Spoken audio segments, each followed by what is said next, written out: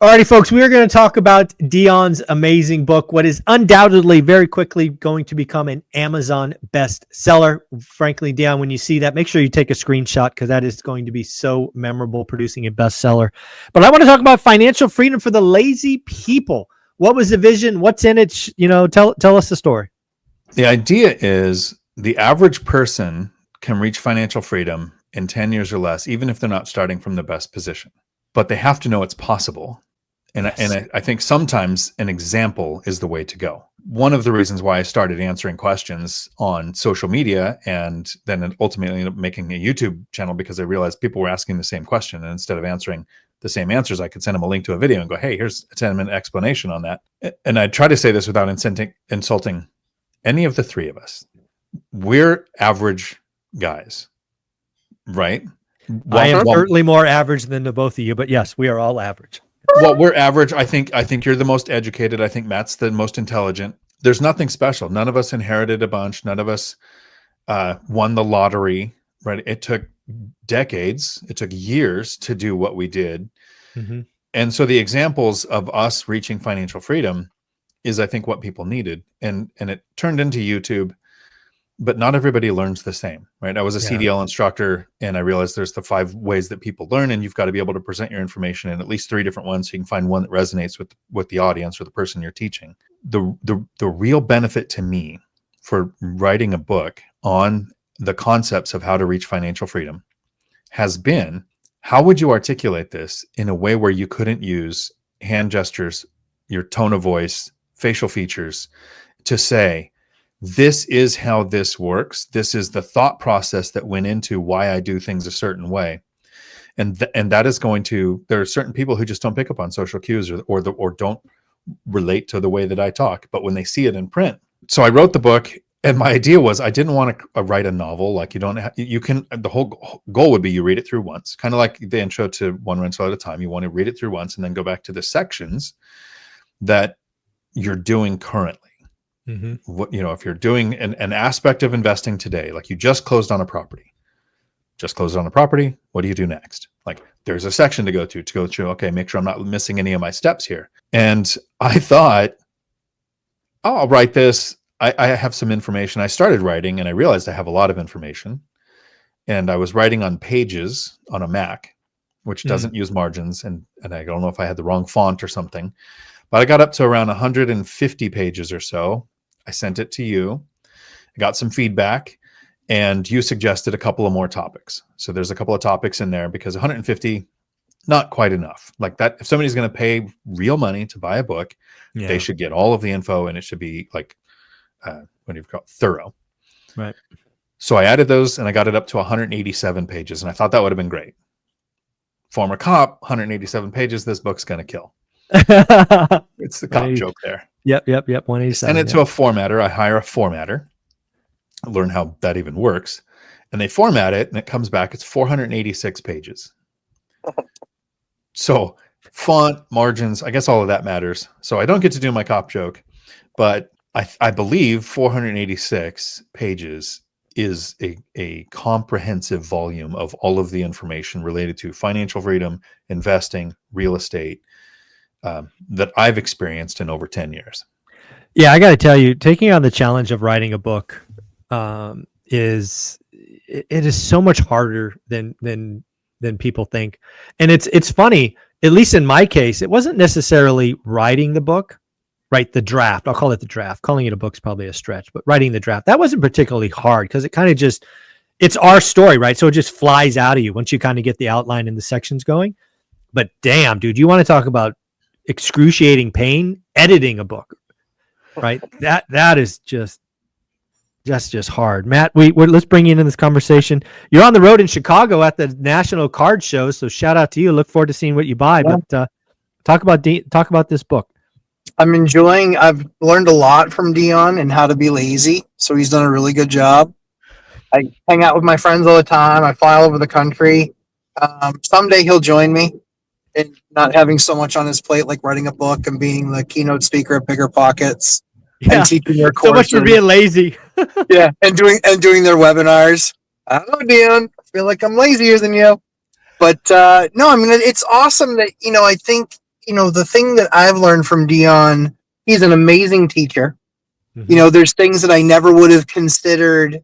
If he covers a topic, I watch it, Mhm. because there's almost always going to be a contrarian view there, right or wrong. But it's good because everybody learns differently. Some people learn with, being pat on the back and hugged and handheld into the stadium, and other people, need a 5-gallon bucket of boot. So I think that it's great when Dion teaches anything. The three things you can count on is it's accurate, it's taught well, and it's taught multidimensionally, where you can take different things from it. I know that what he'll write in that book, that people will use parts of it in their journey, and then 2 years later they'll go back to it and go, I can't even believe that, like, that was in there, and I completely missed it, right? Like, Yeah. that's what I think. That's how I think Dion's book will be used. Yeah, having lucky enough to read through it, I can tell you that like, you're absolutely right. Dion's the best teacher, probably the best teacher I've ever been around. But Agreed. he also makes you think. Like, again, being the most educated of the three of us, I come into some things kind of like sometimes with a biased opinion, right? An educated opinion. Mm-hmm. And then freaking Dion does this ninja magic, Jedi trick, and he just makes me think different. I may not change my opinion, but he certainly makes me think more intelligently. Perspective. And, perspective, and look around the corner and go, shit, did I miss something? And, producing a 486 page book that's the story. The other thing I'll tell you is his intention was to help people. Sure. And it just comes through in the book, man. It's pretty wild. So, Dan, you want to show this thing? Yeah, just before we put it up on screen, there's a teaching concept that I hope people understand. If you ever go, because you guys have done several presentations, your jobs had you doing hundreds, thousands, probably. Thousands, a lot of those, Yeah. right? When you're doing a presentation, and maybe this will help anybody who is ever going to do a presentation or to know why presenters do a certain thing. If you're looking at the audience and they're all nodding their head and they're all smiling, you're failing. Mm. When you have an audience and there are some people who are frowning, who are thinking, okay, I'm now internally disagreeing with what I thought 5 minutes ago because of what the presenter is saying. So many presenters will go, oh, I'm losing the audience. Mm-hmm. They seem upset. My victory on videos with us is when I present a concept and both of you, or either of you, especially Matt, goes, oh, that's absolutely wrong. Dion's got a stupid idea. And then 5 or 10 minutes later, they go, oh, I don't agree, but man, you really got a point. Like, that's the victory, where you go, okay, I have this new perception based on the information that I got. And that's how I tried to write. That's how I tried to do the videos. That's how I tried to do presentations. And so that's a teaching concept of making the audience argue with themselves internally. I like it. You ready to show this thing? Sure. The forward, and I'm going to go slow over the forward so people in Futureland can pause this, because the forward is actually from you. Yay. Okay.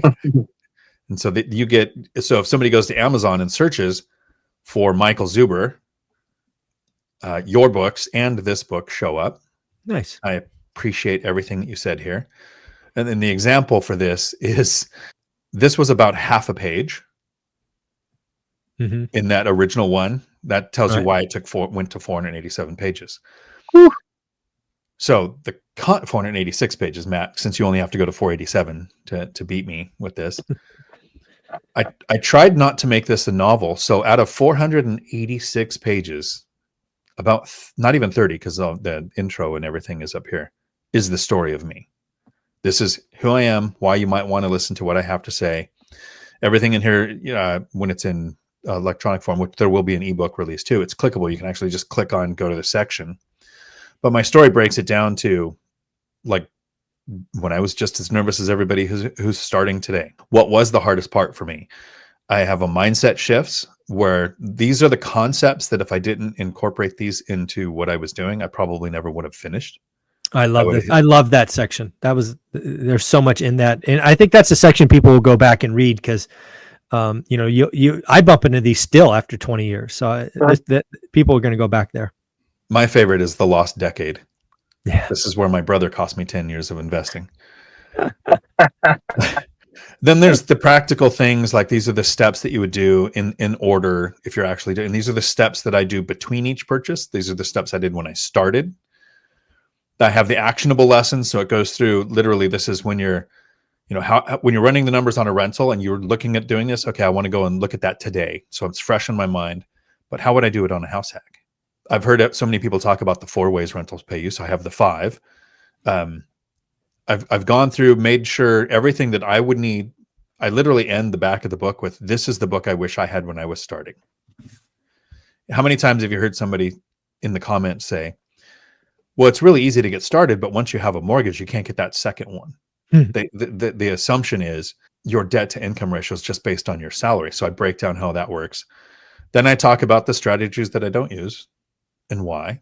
I mean, I go through the lazy systems. How does somebody with 18 rentals do everything in 2 hours a month? And so I went through, it wasn't that way in the beginning. The first tenant felt like it took 20 hours a week, just that one tenant. And now it's 2 hours a month.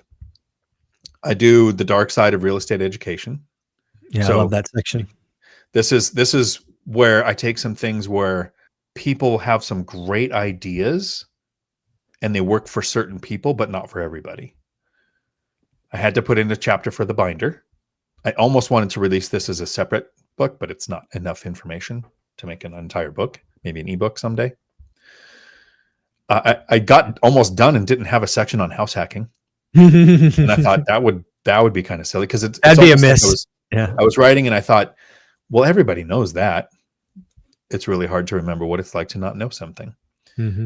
My Dionisms, the things that I do backwards. And since your name is on the book, I put a disclaimer at the beginning of the LLC rant. This is my opinion, no one's else's. You can't come after anybody but me if you have a problem with this.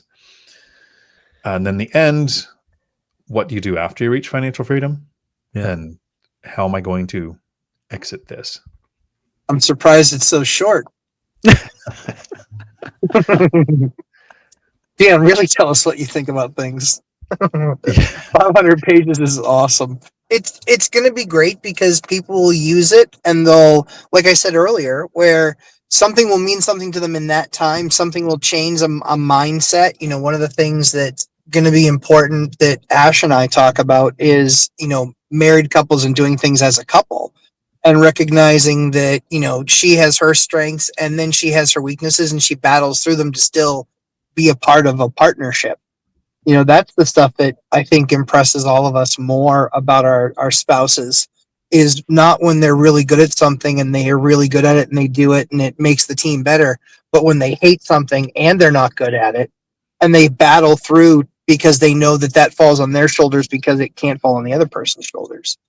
So like I said, I think that it is going to be a fantastic thing for every new homeowner or every new investor, somebody that wants to be an investor. It's going to be required reading. It's going to be something that absolutely people need to have. They need to know.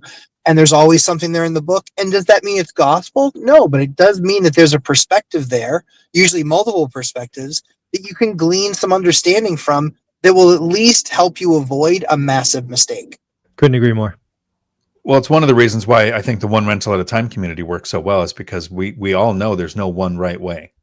Of course. There's one right way for the viewer, and the viewer's going to take something from each person and be able to incorporate it.